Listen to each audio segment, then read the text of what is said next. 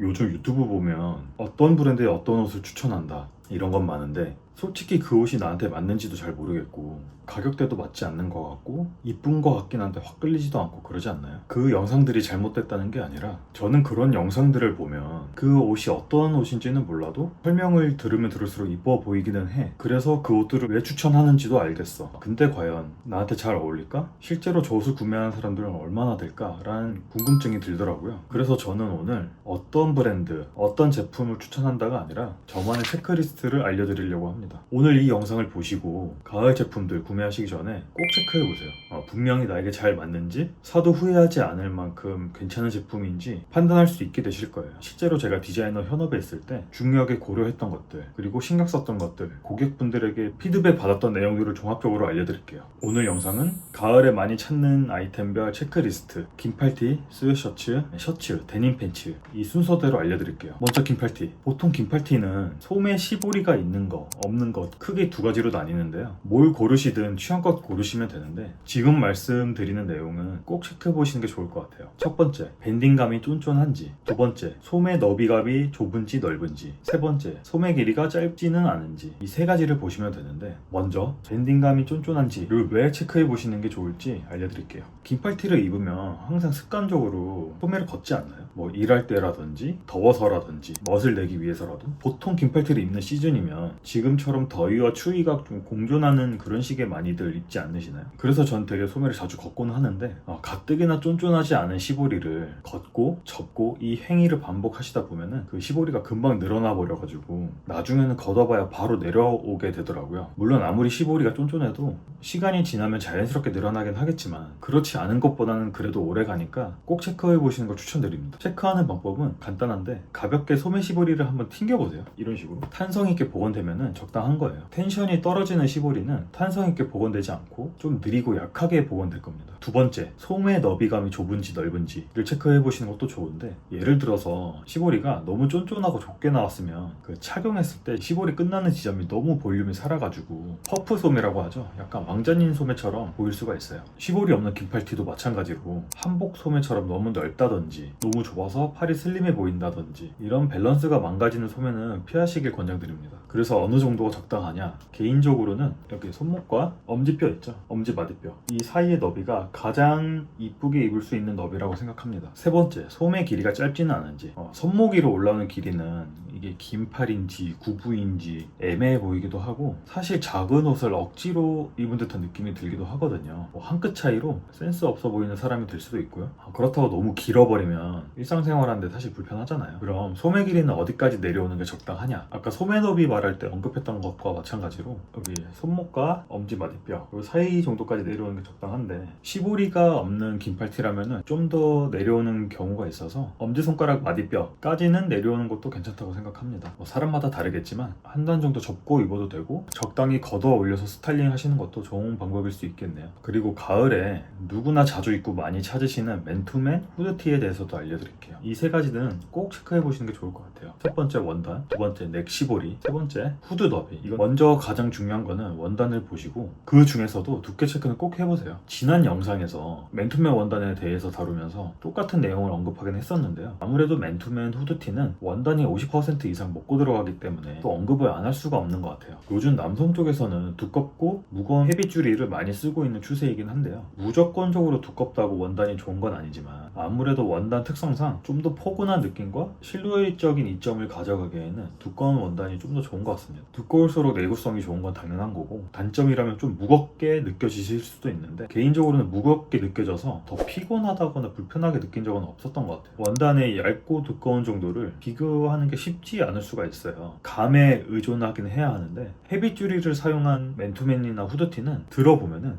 확실히 무게감이 좀 느껴지긴 합니다. 원단의 두께도 두툼하고요. 아니면 요즘은 꼭 헤비줄리가 아니어도 원단에 대한 설명을 해주는 곳이 많기 때문에 구매 전에 상세 페이지를 체크해 보시는 것도 좋은 방법이겠네요. 두 번째, 맨투맨이면 넥시보리가 짱짱한지 체크를 해보세요. 간혹 세탁 한두 번 만에 넥시보리가 늘어나는 제품들이 있는데요. 이거는 넥시보리의 텐션이 약하면 발생할 수 있는 현상이라서요. 텐션이 약하다는 늘어났다가 줄어드는 복원력이 약하다인데요. 소매나 밑단 시보리로 테스트를 한번 해보세요. 대부분의 경우에는 이 넥이랑 소매랑 밑단 시보리는 같은 시보리를 쓰거든요. 텐션의 정도는 밑단이나 소매로도 확인을 하실 수가 있습니다. 넥 시보리 텐션이 약하면 쉽게 늘어날 테고, 그렇게 늘어난 맨투맨은 한두 번밖에 안 입었는데 이미 수십 번은 입은 맨투맨처럼 보이실 수 있으니까 구매 전 체크해 보시는 게 좋을 것 같아요. 세 번째, 후드티면 후드 너비와 깊이를 한번 체크를 해보세요. 깊이랑 너비가 좁은 후드티면 썼을 때 핏이 굉장히 좀 이상해지거든요. 그러니까 승모근만 엄청 발달한 사람처럼 보인다고 할까요? 깊이랑 너비가 넉넉한 후드는 벗었을 때도 그리고 썼을 때도 안정적으로 안착이 됩니다. 만약 후드가 작은 제품을 가지고 계신다면 이게 분명히 공감이 되실 거예요. 넥 너비도 체크를 해보시는 게 좋은데, 아무리 후드 모자의 너비가 넉넉해도 이 넥 너비가 넓으면은 그것도 실루엣이 조금 이상해집니다. 이거는 약간 우주복 입은 비행사 같달까요? 이건 후드티를 써보면은 어느 정도가 적당한지 쉽게 아시게 될 거예요. 다음은 셔츠. 자세하게 설명드릴 테니까 잘 듣고 한번 체크해보세요. 첫 번째, 카라 퀄리티. 두 번째, 단추. 세 번째, 스티치 및 다림질. 먼저 셔츠의 생명은 카라입니다. 다른 부분도 당연히 중요하겠지만 셔츠는 카라가 어떠냐에 따라서 포멀, 캐주얼로 나뉘기도 하고 퀄리티가 좋냐 나쁘냐로 나뉘기도 합니다. 업계 전문 용어로는 이제 카라 간지라고 하는데, 흔히들 알고 계시는 간지라는 단어 있잖아요. 그 의미와 동일합니다. 쉽게 말해서 카라가 안정적으로 안착이 되어 있는지, 카라의 모양새가 반듯하게 봉제되어 있는지를 체크를 해보는 거예요. 간혹 싸구려 셔츠를 보면은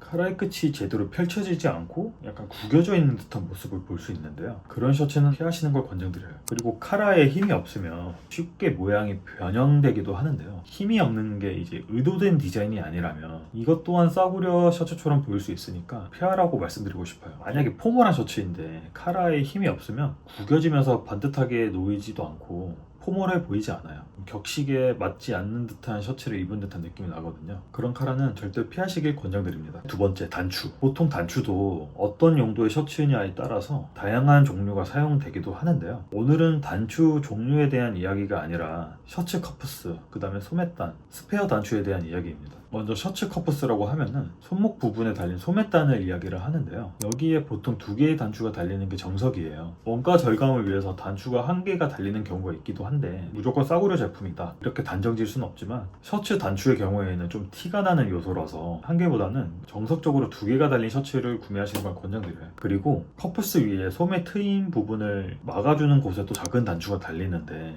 여기에도 단추가 없는 셔츠가 간혹 있습니다. 개인적으로 여기에 단추가 없으면 불편하기도 하고 신경이 좀 덜 쓴 느낌이 나서 퀄리티도 낮아 보이더라고요. 사실 셔츠 소매도 걷어올리고 입는 경우가 많은데 그 부분에 이제 단추가 없으면 트임이 너무 넓어져서 접어올리거나 걷어올려도 제대로 안착이 되지 않기도 하고 모양도 이상하고 여러모로 불편합니다. 커프스와 그 윗부분 트임을 막아주는 부분에 단추가 있는지 없는지를 꼭 체크해 보시는 걸 추천드릴게요. 그리고 스페어 단추. 스페어 단추가 이제 여분 단추인데 제품 안쪽 케어라벨 쪽에 사이즈별로 하나씩 달려있기도 하고 택에 넣어주거나 주머니 안쪽에 동봉을 해주기도 하는데요. 이 스페어 단추가 없으면 불편한 경우가 발생할 수가 있어요. 세탁 중에 단추가 깨지는 경우도 있고요. 단추를 고정하는 실이 쉽게 풀어져가지고 단추가 없어지기도 하는데요. 일반적인 흰색 단추라면 모를까, 색깔이 있는 단추는 사실 똑같은 걸 찾는 게 쉽지가 않거든요. 특히나 이제 솥불 단추, 자개 단추, 너트 단추 이렇게 특이한 것들은 더 구하기가 쉽지 않으니까 스페어 단추가 있는지 없는지 체크해 보시는 것도 좋을 것 같아요.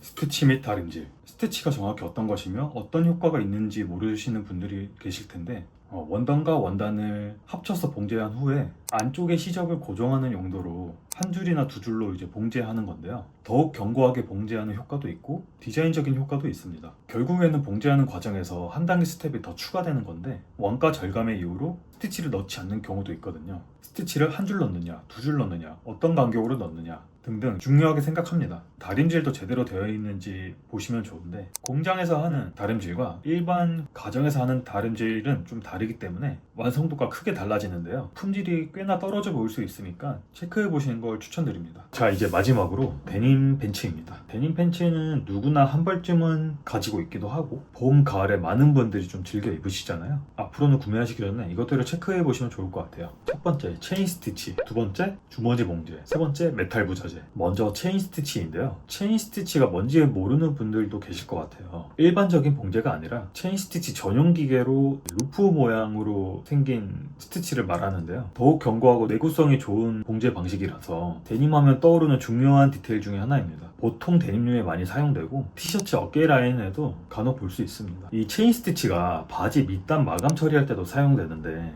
롤업해서 체인 스티치가 보이게 하는 것도 데님을 즐기는 방법 중에 하나라고 볼 수 있을 것 같아요. 하지만 간혹 일반 봉제로 만든 데님들을 좀 볼 수 있는데요. 앞서 말한 대로 체인 스티치는 그 자체로 디자인적인 효과를 보기도 하는데 이런 효과를 누리지 못하는 것도 좀 아쉬울 수 있을 것 같아요. 워싱 효과에 대해서도 차이가 있는데요. 생지 데님을 예로 들었을 때 체인 스티치로 마감되어 있는 것 그리고 체인 스티치로 마감되어 있지 않은 것을 비교하면은 워싱 모양에도 좀 차이가 있습니다. 이런 작은 디테일 하나하나가 데님을 즐길 수 있는 요소가 아닐까 생각이 되네요. 두 번째, 주머니 봉제. 아주 가끔 뒷포켓을 두 줄로 봉제하지 않고 한 줄로만 봉제해서 붙인 청바지도 가끔 볼 수 있는데 이런 뒷포켓은 그냥 손으로 뜯어버리면 뜯기는 거 아시나요? 많은 남성분들이 가방을 자주 들진 않잖아요. 저도 평소에 가방을 잘 안 드는 편이긴 한데 앞주머니에 무언가를 넣는다는 게 생각보다 이게 좀 불편해요. 이게 공감이 되실 텐데 그래서 편의상 뒷주머니를 좀 자주 사용하거든요. 제가 뒷주머니에 뭘 많이 자주 넣었었는데 자주 사용하는 뒷주머니가 견고하게 봉제되어 있지 않다면 쉽게 뜯어질 수가 있어요. 아무래도 많이 사용하니까. 그러니까 이제 뒷포켓이 두 줄 봉제가 되어 있는 거를 추천드립니다. 기왕이면 바텍 처리까지 되어 있는 제품이면 더 좋겠네요. 세 번째, 메탈 부자재. 데님을 보시면 다른 아이템에서는 쉽게 볼 수 없는 디테일이 있는데요. 바로 리벳입니다. 이 리벳은 바텍 대신에 주머니의 양끝을 강하게 고정시켜서 뜯어지지 않게 도움을 주는 용도예요. 데님 자체가 태생이 이제 거친 일을 하는 노동복이라고 할까요? 주머니를 자주 쓰면서 주머니 입구가 뜯어지는 일이 허다했겠죠? 그러면서 뜯어지지 않게 보강한 게 리벳의 형태인데 지금 현대에 와서는 리벳 자체만으로 디자인적인 효과를 주기 때문에 어떻게 보면 데님만의 독보적인 디테일이 된 거죠. 높은 내구성, 디자인적인 효과 때문에라도 리벳이 달린 제품을 선택하신 걸 추천드려요. 그리고 바지 지퍼, 그러니까 전통적인 청바지라고 할까요? 오리지널리티가 살아있는 청바지들은 버튼 플라이 형식이라고 해서 지퍼 대신에 버튼을 채우고 푸는 방식으로 설계가 되어 있는데 최근에는 편의상 바지 지퍼로 되어 있는 청바지가 많이 나오고 있죠. 청바지를 구입하실 계획이라면 지퍼의 체결감이 매끄러운지 한번 확인을 해보세요. 좀 TMI이긴 한데 보통은 그 바지 지퍼를 YKK 지퍼를 많이 사용을 하긴 하는데 뭐 그게 아니더라도 체결감이 매끄러운지 확인을 해보시는 걸 추천드립니다. 오늘은 남자 가을 아이템 긴팔티, 맨투맨, 후드티, 셔츠, 데님 팬츠 이렇게 고르는 방법에 대해서 말해봤는데요. 제가 말씀드린 내용은 사실은 이 세상에 없던 저만의 방법이거나 아주 특별한 방법은 아니에요. 다만 이제 모르고 지나쳤을 수 있는 내용에 대해서 제가 다시 한번 언급을 한 거고 실제로 제가 현업에 있을 때도 신경 썼던 것들이니까 믿고 체크하셔도 됩니다. 오늘 이 영상을 보신 분들은 예전보다 옷을 더 잘 고를 수 있는 기준이 세워지셨을 텐데 가을옷 사시기 전에 체크해 보시면 분명히 만족하실 거예요. 제가 오늘 알려드린 내용 말고도 여러분들만의 팁이 있다면 댓글로 남겨주세요. 제가 몰랐던 게 있다면 저도 한번 써먹어 보겠습니다. 오늘 영상 주변에 많이 공유 좀 부탁드리고 좋아요, 구독도 부탁드리겠습니다. 감사합니다.